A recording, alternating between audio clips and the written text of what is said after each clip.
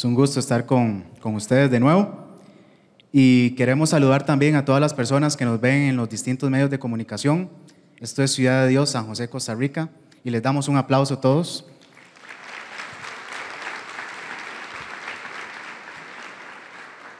El tema de hoy se llama Lo que aprendemos de Judá. Y vamos a ir al libro de Apocalipsis 5 y vamos a leer de los versículos 1 al 5. Apocalipsis 5, del 1 al 5. El último libro de la Biblia. Y leo para ustedes. Dice: y vi en la mano derecha del que estaba sentado en el trono un libro escrito por dentro y por fuera, sellado con 7 sellos. Y vi a un ángel fuerte que pregonaba a gran voz: ¿quién es digno de abrir el libro y desatar sus sellos? Y ninguno, ni en el cielo, ni en la tierra, ni debajo de la tierra, podía abrir el libro, ni aún mirarlo. Y lloraba yo mucho, porque no se había hallado a ninguno digno de abrir el libro, ni de leerlo, ni de mirarlo.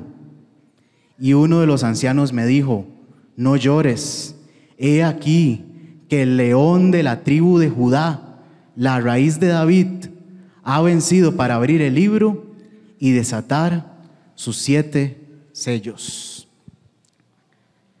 Muy bien. En este pasaje, Juan ya estaba muy anciano y en ese momento había mucha persecución sobre la iglesia, y entonces lo envían a una isla que se llama Patmos, que era como una isla cárcel, y ahí está Juan, y ahí es donde recibe él la revelación, el Apocalipsis.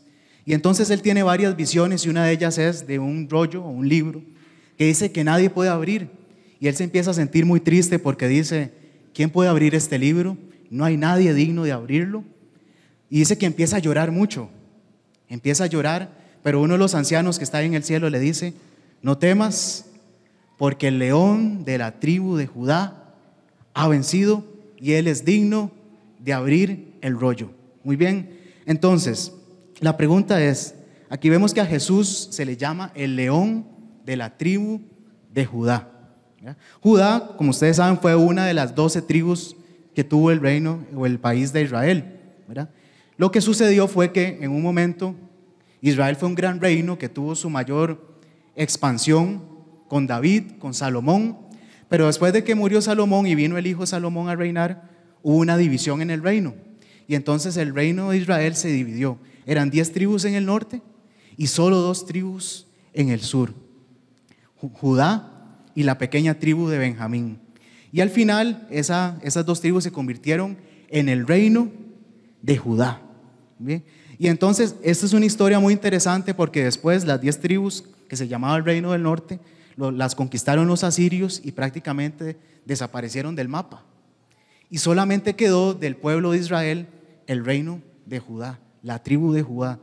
Y el pueblo de Judá ha pasado por un montón de pruebas y cosas, al punto que hoy día al pueblo de Israel se le conoce como los judíos.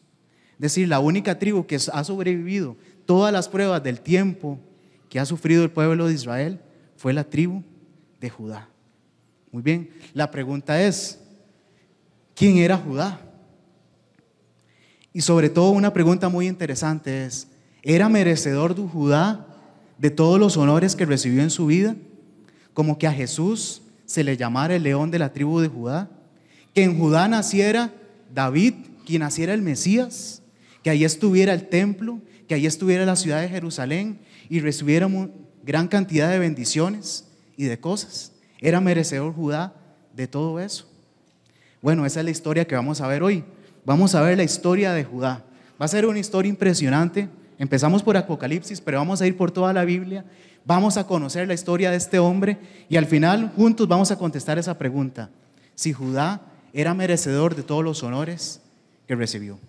Así que, ¿están listos para conocer la historia de Judá? Va a ser una historia por toda la Biblia. Muy bien, así que, como ustedes saben, el proyecto del pueblo de Dios, del pueblo de Israel, inició con Abraham.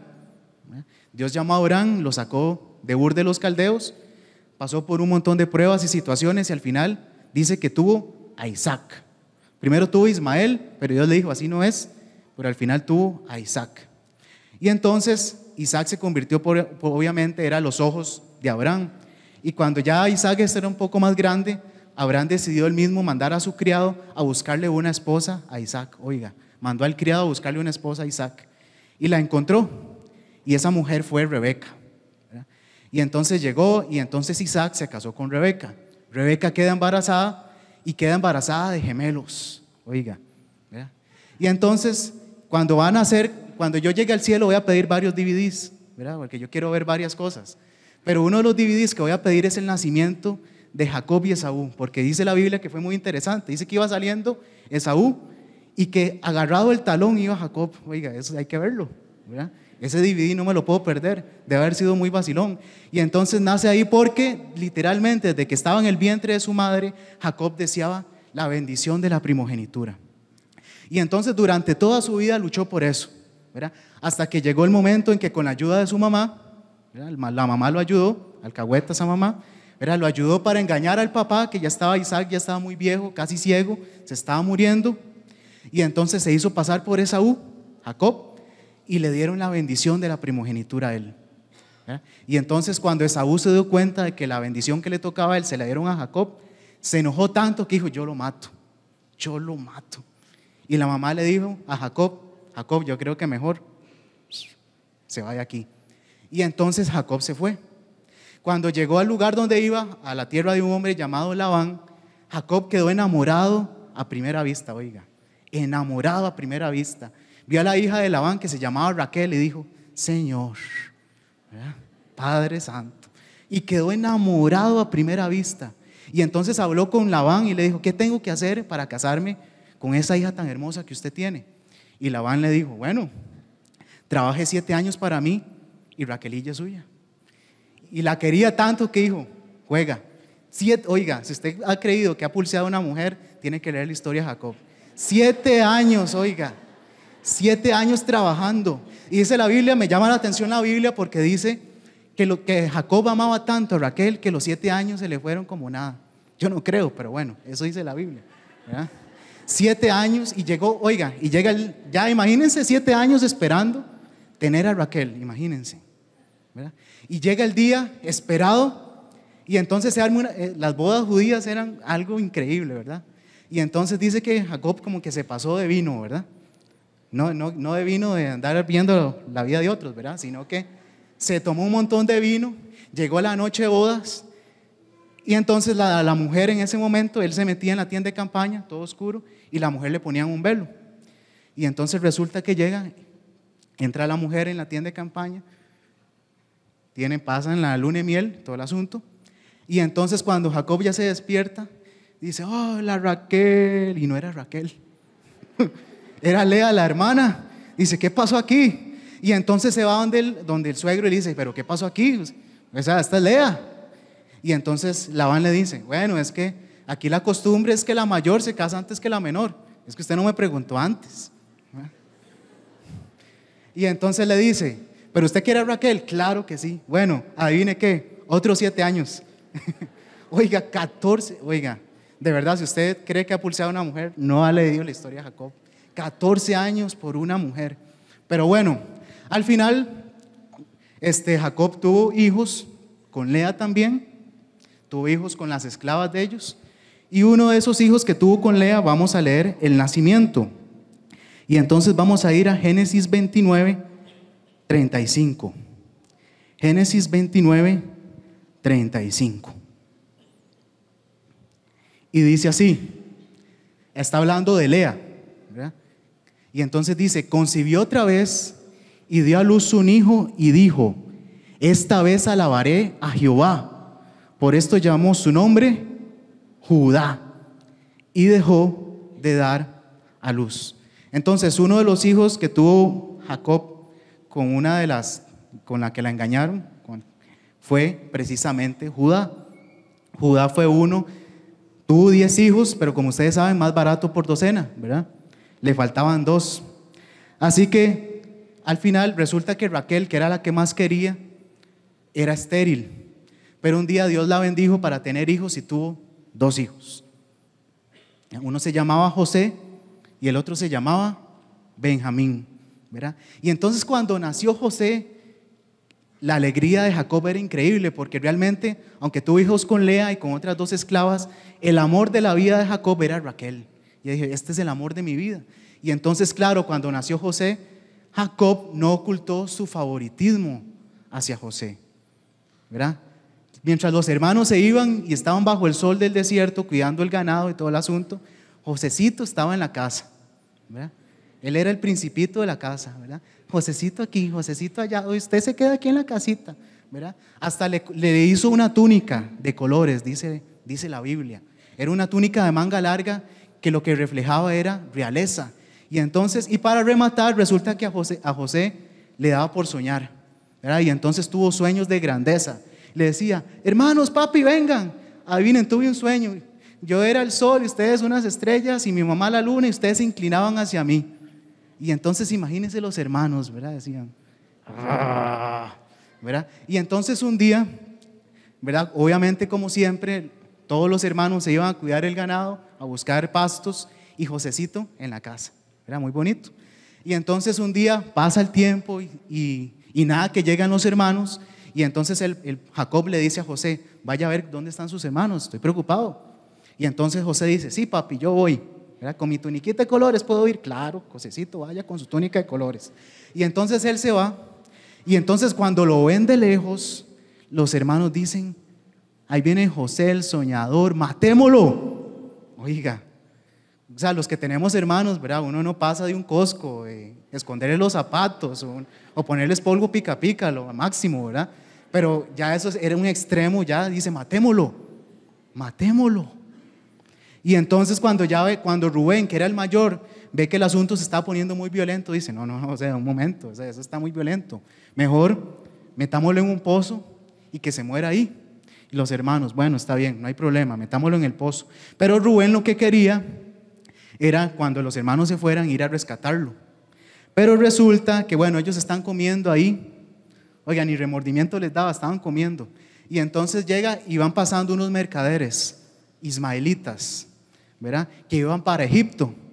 Y uno de los hermanos tiene la idea de vender a José para que se lo lleven a Egipto y desaparezca y no lo vuelvan a ver nunca más. ¿Saben quién tuvo esa gran idea de vender a José? Veamos Génesis 37, del 26 al 28. ¿Quién tuvo la idea? Dice, entonces, ¿quién? Judá dijo a sus hermanos, ¿qué provecho hay en que matemos a nuestro hermano y encubramos su muerte? Venid y vendámosle a los ismaelitas y no sea nuestra mano sobre él, porque él es nuestro hermano, nuestra propia carne. Y sus hermanos convinieron con él. Y cuando pasaban los madianitas mercaderes, sacaron ellos a José de la cisterna y le trajeron arriba y le vendieron a los ismaelitas por 20 piezas de plata y llevaron a José a Egipto. Entonces, ¿de quién fue la idea de vender a José a los ismaelitas? De Judá. Oigan, de Judá. Yo no sé en cuánto, bueno, ahí dice que vendieron a José en 20 piezas de plata, no sé cuánto equivalía a eso, pero al parecer se hicieron de plata, al punto que Judá dijo, bueno, mis hermanillos, yo me voy y me voy a poner un negocito, ¿verdad? Y entonces se fue a poner un negocio, se puso un negocio de cabras, de ovejas, ¿verdad? Y entonces Judá se alejó de sus hermanos. Resulta que un día había como un turno, por decirlo así, los turnos son de toda la vida, ¿verdad? Siempre hay turnos. Y entonces había un turno como de mercaderes y de gente que tenía ovejas y este tipo de cosas. Y entonces llegaron y se reunieron y ellos lo que hacían era que se reunían, hacían fiestas y a su vez supervisaban cómo iba el negocio de las ovejas. Y entonces Judá llegó, ¿verdad? Entonces Judá ahí en el transcurso de eso se casó y tuvo 3 hijos. Uno se llamaba otro se llamaba Onán y otro se llamaba Selá. Resulta que el mayor, se casa con una mujer que se llama Tamar, ¿verdad? Entonces se casan y resulta que dicen que que era el hijo mayor de Judá, era tan malo, pero oiga, tan malo que Dios le quitó la vida, oiga. Dios dijo, no hombre, este es muy malo y le quitó la vida. Y entonces Tamar quedó viuda, ¿verdad? Entonces resulta que en ese momento había una tradición que se llamaba la tradición levirática, que era que si el hermano se moría y no tenía descendencia, el hermano tenía que casarse con la viuda para preservar la descendencia del hermano. Entonces le tocaba al segundo, que era Onán. Entonces Onán se casa con Tamar y dice que también fue tan malo, tan malo, tan malo que adivinen qué, también se murió. Y entonces solo le quedaba Selá. Y entonces Judá dijo, esto está muy peligroso, esta mujer es peligrosa, ¿verdad? Todos se me mueren cuando se casan con esta mujer. Y entonces le dice, Tamar, un momentito, yo me voy a hacer cargo de usted. Selá se va a casar con usted, pero él está muy joven. Entonces démosle tiempo de que madure, que se haga un poco más grande. Y cuando él esté más grande, yo la busco a usted y convenimos que se casen. Mientras tanto, usted vaya hacia la casa de su papá, ¿verdad? Quédese viuda, no se case con nadie. Y yo me hago cargo de usted. Y entonces Tamar confía en Judá y se va. Pasan meses, semanas, años y nada que aparece Judá. Nada, se desapareció el mapa. Y entonces resulta que ya Tamar se empieza a preocupar porque ella es una mujer viuda, ya su papá se está poniendo viejo, no hay nadie que se haga cargo de ella. Y entonces dice, tengo que hacer algo. ¿Qué hago? Entonces, como Judá acostumbraba ir esos turnos, ¿verdad? Que se prestaban para un montón de cosas, dice que Tamar, oiga el plan que trama, dice que se pone un velo y se disfraza como prostituta y se va al turno donde está Judá. Y entonces dice que se pone ahí, y es que esta es unas de las partes de la Biblia que yo digo, ¿por qué pusieron eso? ¿Verdad? Y entonces llega, y entonces va Judá y ve a la prostituta ahí que no sabía que era su nuera porque estaba con un velo y le dice, quiero tener relaciones con usted. Dice, ¿cuánto cobra? Y entonces Tamar le dice, bueno, hagamos un trato. Y dice, ¿qué me ofrece? Y Judá, bueno, le ofrezco un cabrito. Diga, un cabrito. Y entonces le dice, está bien. Dice, el único problema es que no lo tengo conmigo. Entonces le dice, déjeme algo de garantía, le dice Tamar, ¿verdad? Y entonces le dice, bueno, yo lo que ando ahorita es mi bastón y un sello. El sello era como un sello, ¿verdad? Digamos que lo usaban aquí en el cuello, ¿verdad? Esa era como la cédula de ellos, ¿verdad? Era con lo que hacían negocios, como si le hubiera dado la cédula, por decirlo así. Y entonces ella le dice, está bien, démelos. Y cuando usted me traiga el cabrito, yo se los devuelvo. Y entonces pasó lo que pasó. Judá se va y cuando llega a su ganadería, le dice al criado que mande el cabrito para dárselo a la prostituta. Pero resulta que ya Tamar se había ido. Y entonces llega el criado con el cabrito y dicen, ¿dónde está la prostituta que se ponía por aquí? Y entonces le dicen, aquí nunca ha habido ninguna prostituta. Y entonces el siervo se queda como, bueno, se devuelve a donde Judá y le dice, Judá, dicen que ahí nunca ha habido una prostituta. Y entonces Judá dice, bueno, ahí está bien, ya perdí la cédula, hay que ir al registro otra vez, ¿verdad? A hacer fila. Bueno, no, ya no hacen tanta fila. Tengo amigos que trabajan ahí. Y entonces llega, ¿verdad? Y entonces pasan 3 meses y adivinen quién quedó embarazada. Tamar quedó embarazada. Y entonces le llega el chisme a Judá. Le dicen, Judá, adivine quién quedó embarazada, contame. ¿Verdad? Y entonces dicen, Tamar, su nuera quedó embarazada porque se andaba prostituyendo. Qué barbaridad esa muchacha, quémenla. Oiga, dijo que la quemaran. Oiga, si supiera, ¿verdad? Y entonces dice, quémenla. Y entonces ya llega el día, ¿verdad? Ya la traen para quemarla. Ya estaba uno con soplete y todo ahí. Y entonces llega Tamar y dice, un momento, antes de que me quemen, tengo nada más una cosa que decir. ¿Verdad? Dicen, nada más quiero decir que la persona que me embarazó es el dueño de este báculo, de este bastón y de este sello. ¿Verdad? Frente a todo el pueblo. Y entonces Judá se quedó frío. O sea, quedó al descubierto de todo el pueblo. No solamente que había sido irresponsable por no hacerse cargo de su nuera, sino que se había acostado con una prostituta, que esa prostituta era su nuera. Wow. Si yo hubiera sido el editor de la Biblia, dice, borren eso, no se pongan otra cosa. Pero quedó ahí. Así que imagínense toda la vergüenza que tuvo Judá en ese momento, ¿verdad? Y al final, bueno, tuvo hijos. Y resulta que, bueno, se devuelve a donde sus hermanos. Cuando se devuelve a donde sus hermanos, ¿verdad? Es el tiempo donde se viene una gran hambre en toda la región. Y entonces ellos tienen que ir a Egipto a pedir ayuda, ¿verdad? Porque Egipto era el único lugar donde había alimento. Y adivinen quién era el vicefaraón de Egipto. José, el hermano que habían vendido, era el segundo al mando en todo el imperio de Egipto. Y entonces ya habían pasado muchos años, ellos se presentan delante de José a pedirle alimento. Ellos no reconocen a José, pero José sí los reconoce a ellos, ¿verdad? Y entonces donde los ve, ven que Benjamín no estaba con ellos, porque el papá dijo, no, ya perdí a José, yo necesito guardarme a Benjamín. Y entonces donde José ve que no traen a Benjamín, les dice, yo les doy alimento, pero tráiganme a su hermano menor.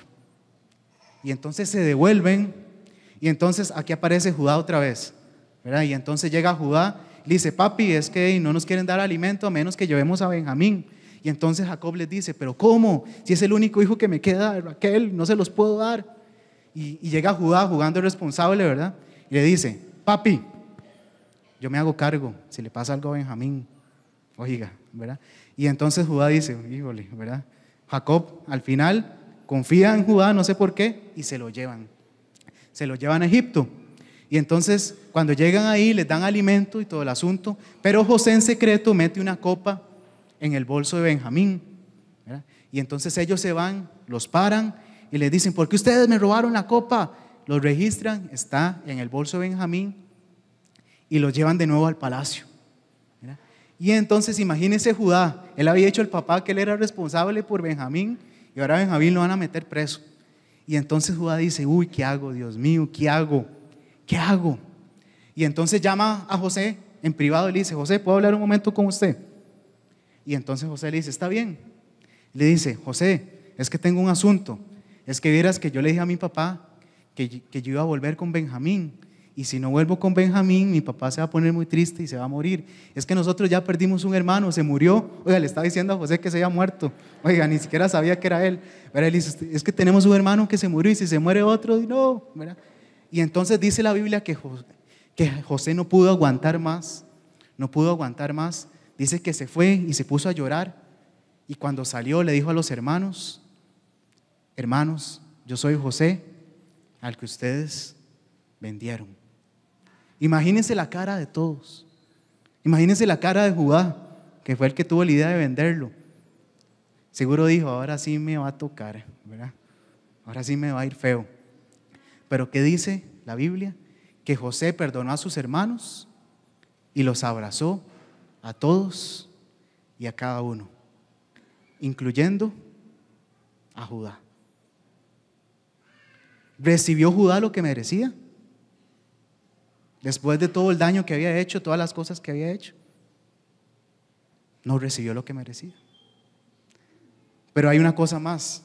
Resulta que pasa el tiempo y ya Jacob, ellos se fueron a vivir a Egipto. José los mantuvo, les dio alimentos. Y ya ha llegado el momento en que ya los papeles se invierten. Ahora es Jacob el que tiene que bendecir a sus hijos. Y entonces, vamos a ver. Vean todo lo que hizo Judá de malo, ¿verdad? Todo lo que hicieron sus hermanos. Lo lógico es que la mejor bendición le tocaba a Rubén, que era el primogénito, o a José, que era el favorito, o en su defecto a Benjamín, ¿verdad? Judá si le agarraba algo que se diera en el pecho, ¿verdad? Y entonces, pero vean lo que pasó. ¿Quién recibió la mejor bendición de todas? De Jacob. Y vamos a ir al libro de Génesis. Esta es la bendición que Jacob le da a Judá. Dice, Judá, dice, te alabarán tus hermanos, tu mano en la cerviz de tus enemigos, los hijos de tu padre se inclinarán a ti.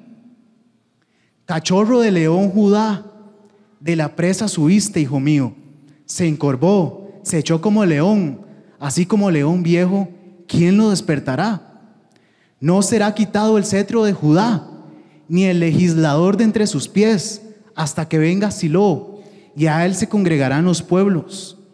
Atando a la vid su pollino, y a la cepa al hijo de su asna, lavó en el vino su vestido, y en la sangre de uva su manto. Sus ojos rojos del vino, y sus dientes blancos de la leche. Esa es la bendición que Jacob le dio a Judá. ¿Qué pasó ahí? Dice que el que iba a ser el mayor ya no iba a ser José ni Rubén, dice que iba a ser Judá.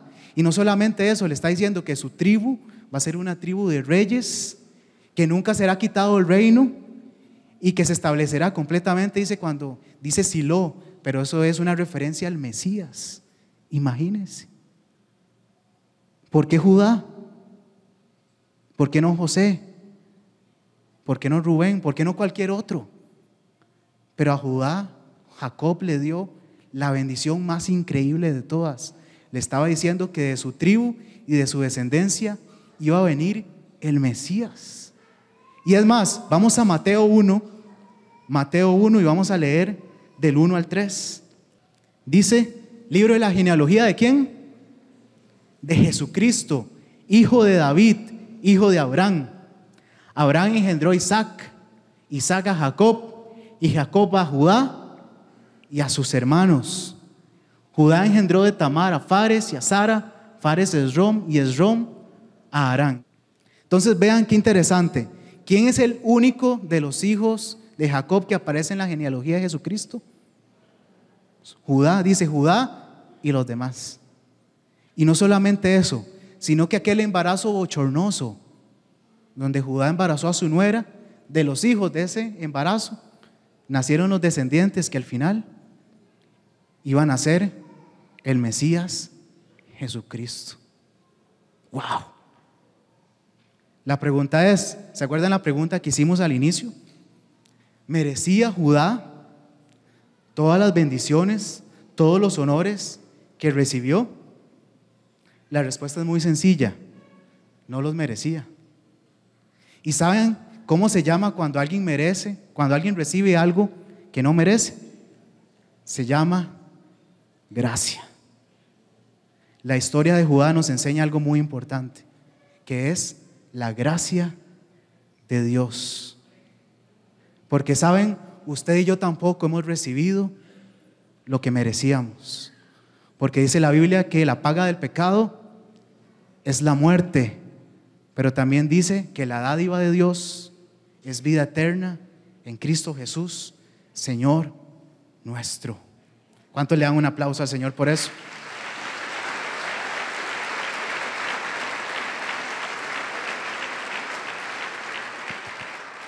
Vamos a ir a Efesios 2, del 4 al 9.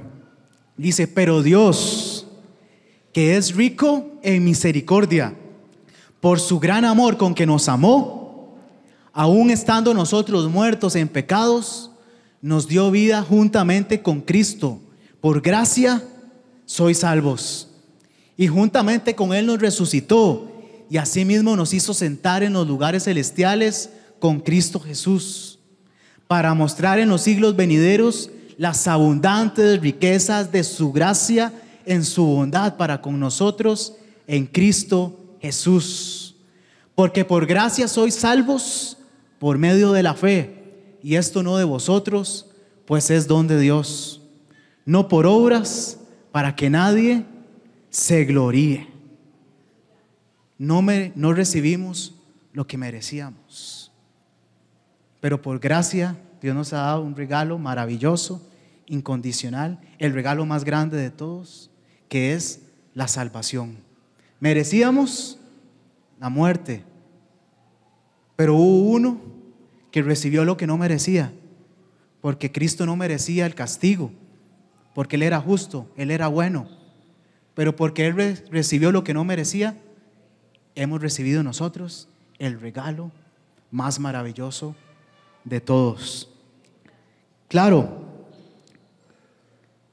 ¿saben cómo se llama? ¿Cuál era el significado del nombre Judá?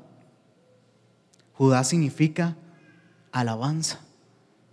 Sí, ese hombre irresponsable que vendió a su hermano, que se acostó con y embarazó a la nuera, que hizo un montón de cosas malas, su nombre era alabanza.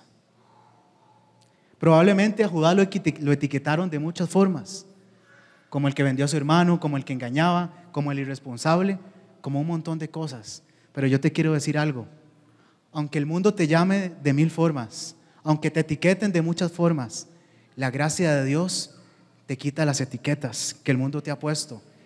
Tal vez te llamaron pecador, tal vez te llamaron drogadicto, tal vez te llamaron bueno para nada, pero por la gracia de Dios somos llamados hijos, somos llamados santos, somos llamados reyes, sacerdotes, somos luz del mundo. Dios te ha quitado todas esas etiquetas que ha puesto el mundo y por su gracia te ha dado un nuevo nombre.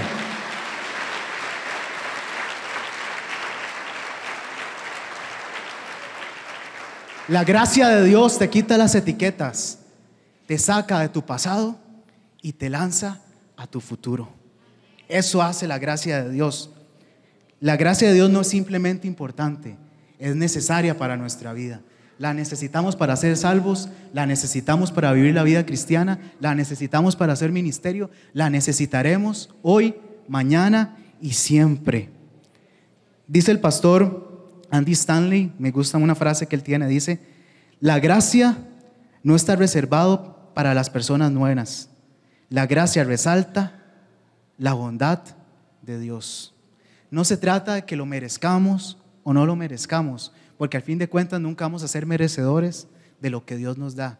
Es de que tengamos un corazón humilde, arrepentido, genuino, y recibamos el regalo de lo que Dios quiere darnos a cada uno de nosotros. Hay muchas personas que no se acercan a Dios porque creen que no merecen su perdón, que no merecen sus bendiciones, que no merecen lo que Él les da, y por eso se alejan de Dios. Pero yo te quiero decir una cosa: aunque tal vez tú sientas que no lo merezcas, no se trata de eso.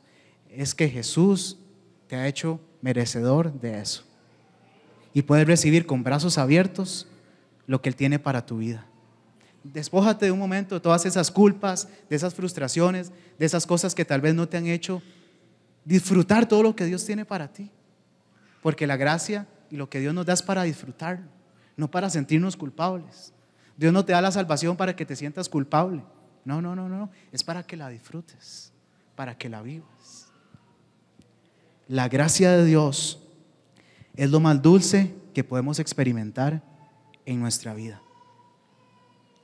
Y de Judá aprendemos de la dulzura, de la gracia de Dios, de un hombre que sus acciones no lo hicieron merecedor de nada, pero Dios dispuso que él fuera, a través de su descendencia, que naciera el Mesías, que fuera la única tribu que prevaleciera en el tiempo. Wow. Por tanto, teniendo un gran sumo sacerdote que traspasó los cielos, Jesús, el Hijo de Dios, retengamos nuestra profesión. No tenemos un sumo sacerdote que no pueda compadecerse de nuestras debilidades, sino uno que fue tentado en todo, según nuestra semejanza, pero sin pecado. Por eso, acerquémonos pues confiadamente al trono de la gracia, para alcanzar misericordia y hallar gracia para el oportuno socorro. Por los méritos de Cristo podemos acercarnos con confianza. No es un trono de juicio, ahora es un trono de gracia. Así que recibe hoy la salvación, recibe hoy la sanidad, recibe hoy el perdón en tu corazón, en tu mente, en tu espíritu. Recibe el milagro que estás esperando. No se trata de los merecimientos, no se trata de lo que hayas hecho. Es que Jesús, por su gracia, te quiere bendecir. Recibe hoy el regalo según la necesidad de tu corazón. Ya no más culpabilidad, ya no más intentos humanos por impresionar a Dios o creernos merecedores de algo.